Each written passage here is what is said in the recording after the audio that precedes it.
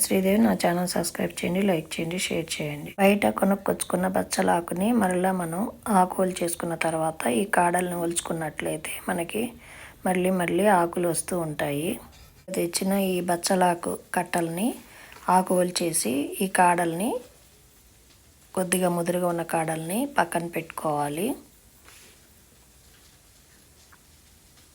ఈ కాడలన్నిటినీ సమంగా పట్టుకొని ఒక రబ్బర్ బ్యాండ్ వేసుకోవాలి.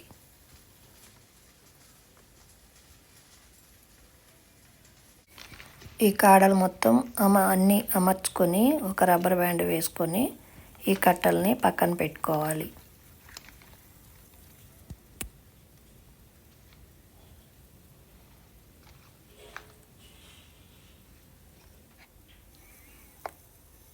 ఈ కాడల్ని ఒక డబ్బాలో వాటర్ తీసుకొని అందులో వేసినట్లయితే ఈ కాడలకి ఒక వారం తర్వాత వేర్లు వస్తాయి.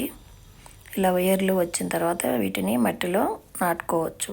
మట్టిలో కానీ కుండీలో కానీ నాటుకోవచ్చు ఈ బచ్చలాకు కాడల్ని.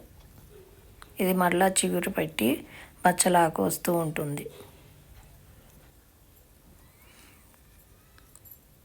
ఇలా మట్టి కొద్దిగా లోతు తీసుకొని ఈ కాడలన్నిటినీ ఇలా రబ్బర్ బ్యాండ్ వేయటం వలన సమంగా ఒకే చోట కుదురుగా ఉన్నట్టుగా వీటిని అమర్చుకోవచ్చు.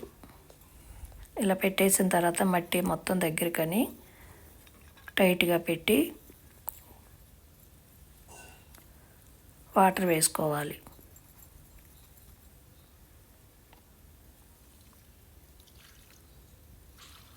దీనికి మరలా చిగురు వచ్చి ఆకు తీగ కూడా వస్తుంది. మనం ఇది తాడుతో కొద్దిగా కర్రగాని పెట్టి పాకించుకోవచ్చు ఈ తీగని.